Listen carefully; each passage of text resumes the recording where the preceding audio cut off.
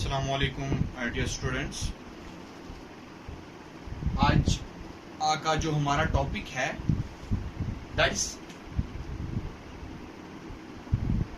Uses and source of water. Uses and sources of water. हम last time water resources पढ़ते थे कि water resources होते क्या है, किसको हम वाटर रिसोर्स बोलते हैं, वो हमने लास्ट टाइम पढ़ा। 2 लेक्चर्स मैंने आपको दिए। अब जो आज का टॉपिक है, होप कि आपको वो अंडरस्टैंड हुआ होगा, उसको ज्यादा रिकैप्चुलेट करने की जरूरत नहीं है। तो यहाँ पे हमें देखना है आज जो यूजेस है वाटर रिसोर्स के, यूजेस एंड सोर्सेज, कि वाटर रिसोर्स कहाँ पे हम इस्तेमाल करते हैं और इनका सोर्स क्या है। ये वाटर रिसोर्स, ये जो वाटर कहाँ कहाँ से आ जाता है, इनका सोर्स क्या है, वो भी हमें यहाँ पे आज पढ़ना है। तो थोड़ा सा मैं यूजेस के बारे में रिकैप्चुलेट करूं। ये वैसे हमने यूजेस हमने पढ़ा है, थोड़ा सा रिकैप्चुलेट में कर लेता हूं, उसके बाद हम देखेंगे कि सोर्सेज ऑफ वाटर क्या क्या है। देखो, जैसे कि आपको पता है कि वाटर रिसोर्स किसे बोलते हैं। It's a natural resource which is potentially useful for every living creature. ये वो रिसोर्स है, ये वो सोर्स है जिसका हम बेतहाशा इस्तेमाल करते हैं और जो हमारे लिए फायदेमंद है, जिसकी वजह से हम जिंदा है।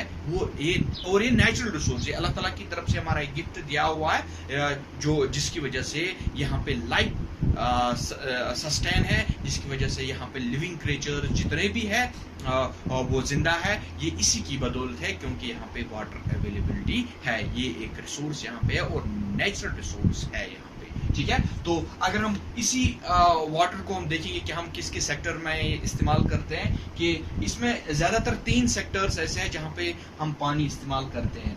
1 is the agriculture, 2nd is the industries and 3rd one is the domestic. Means कि 3 सेक्टर्स ऐसे हैं जहां पे हम इस पानी का इस्तेमाल करते हैं। एक सबसे पहला एग्रीकल्चर सेक्टर आ जाता है, कि जितना भी एग्रीकल्चर प्रोडक्शन है उसका कहते हैं कि पानी उसका दैट्स द बैकबोन। पानी नहीं है तो प्रोडक्शन नहीं है, प्रोडक्शन नहीं है तो हम खाएंगे क्या, सीधी सी बात है। तो यहाँ पे जो हमारे पास जो अवेलेबिलिटी ऑफ वाटर है, for example 100% availability of water, among 100% 90% is consumed by the agriculture sector। यहाँ पे एग्रीकल्चर सेक्टर में जितना पानी इस्तेमाल हो जाता है तकरीबन 90% है वो। 90% of water is being consumed by the agriculture sector. अब देखिए कि हमारे जो टोटल वाटर है उसका 90% पानी कहाँ पे इस्तेमाल हो जाता है, that's used by the agriculture sector. And second one is the industrial sector. तो यहाँ पे 8% जो है वो इंडस्ट्रीज इस्तेमाल करती है। जितना पानी है 90% एग्रीकल्चर वालों ने लिया, and the second one is the industrial sector, और इंडस्ट्रियल सेक्टर वालों ने भी कितना लिया, 8% उन्होंने लिया। एंड डोमेस्टिक पर्पस के लिए बहुत ही कम इस्तेमाल होता है, दैट्स ओनली 2% ऑफ वाटर। 100% 90 यहाँ पे 8 इंडस्ट्रीज में एंड 2% जो हम डोमेस्टिक पर्पस के लिए घर में इस्तेमाल करते हैं, वॉशिंग के लिए, खाने के लिए, पीने के लिए, साफ करने के लिए, जो भी घर में जितना भी पानी इस्तेमाल होता है उसकी जो परसेंटेज है दैट्स ओनली 2%। तो 2% पानी यहाँ पे इस्तेमाल हो जाता है, तो टोटल मिला के 100% बन जाता है। मीन्स कि 3 सेक्टर्स हमें यहाँ पे ज्यादा है जहाँ पे पानी इस्तेमाल हो जाता है। एक तो एग्रीकल्चर सेक्टर है, दूसरा इंडस्ट्रियल सेक्टर है, and 3rd one is the domestic. Means यहाँ पे पानी इस्तेमाल हो जाता है। इस बात यूजेस के हम कहाँ पे इसको इस्तेमाल करते हैं। फिर अगर हम इंडिविजुअली देखें कि डोमेस्टिक में किस चीज के लिए इस्तेमाल हो जाता है, डोमेस्टिक में खाने के लिए, पीने के लिए अलग अलग है, मगर हमने पूरा इसको डोमेस्टिक दिया। आप खुद भी अंदाजा लगा सकते हो कि आप घर में हम किस किस के लिए पानी इस्तेमाल करते हैं, आप उसको अलग अलग से भी लिख सकते हो कि डोमेस्टिक में कहाँ पे इस्तेमाल ये हो जाता है, या इंडस्ट्रीज में कहाँ पे इस्तेमाल हो, या एग्रीकल्चर सेक्टर में किस किस जगह पे इस्तेमाल होती है, आप अलग अलग से भी लिख सकते हो। मगर हमने जनरली यहाँ कहा कि एग्रीकल्चर सेक्टर में 90%, इंडस्ट्रियल सेक्टर में 8% है, और डोमेस्टिक पर्पस के लिए जो पानी इस्तेमाल होता है उसकी शरह जो है, उसकी परसेंटेज जो है दैट्स द 2%। तो कुल मिला के ये 100% बन जाता है। अब नाउ जो दूसरा हमारा इसी के साथ है कि सोर्सेज ऑफ वाटर। अब ये पानी कहाँ कहाँ से आ जाता है, सोर्स हमें देखना है कि सोर्स है क्या इसका, ठीक है। तो सबसे पहला अगर हम सोर्स हम देखें, that's the ground water. Ground water वो पानी होता है जो ज़मीन के अंदर हम पाते हैं, जैसे कि हमारे ट्यूबवेल्स होते हैं, हमारे वेल्स होते हैं, जहाँ से हम खोद के पानी निकालते हैं, ज़मीन के अंदर खोदना पड़ता है तो फिर वहाँ से पानी निकलता है, उसको हम बोलते हैं that's a ground water which is found beneath under the surface of the soil, under the surface of the earth, under जो ज़मीन के अंदर जो हम पानी हासिल करते हैं उस पानी को हम बोलते हैं इट्स अ ग्राउंड वाटर। तो एक सोर्स ग्राउंड वाटर है।